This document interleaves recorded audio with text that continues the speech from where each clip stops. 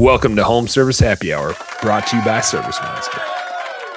One of the challenges that I run into a lot and hear talked about a lot is just like the scaling up and the labor force for holiday lights. And so when I see people get into permanent or landscape lighting for the rest of the year, a lot of times the rationale is I need something to do to keep my guys, right? What do you see as mechanisms to keep those crews and try to bring them back? And or, I'll just say and, not or, how do you staff up enough in the fall to do $100 or $1 million worth of holiday lights? And it's hard. So like the one guy I know, he has a roofer dude, and then he helps him do the Christmas lights. So that's, and then he on the off season, he goes back to doing the roofing side of things. So if you can find people like that, his name's Pedro. So, if you can find people like that can help, want to come and help you do it. And I mean, that's kind of where you're at. That, and that's hard no matter what you're dealing with, is trying to figure out the staffing issue. But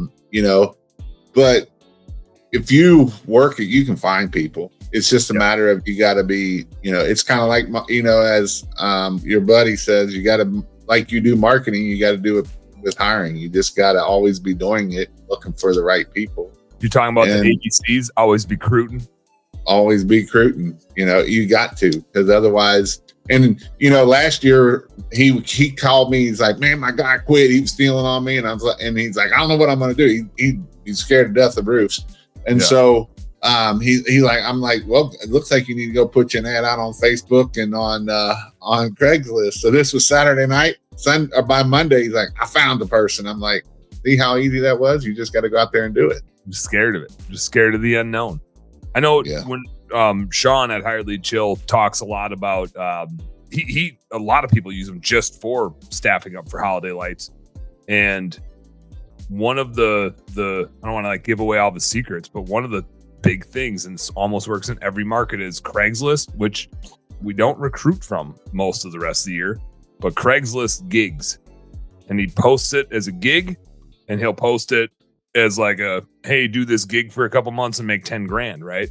And so he doesn't post an hourly rate. He doesn't post a whatever. He shows like, here's how much you can make over the course of the season. And so it's a bigger number. It's more attractive. And then your marketing, just like when we talked about EDDM, like if you just go blast a bunch of Indeed ads or whatever, you're competing with holiday seasonality.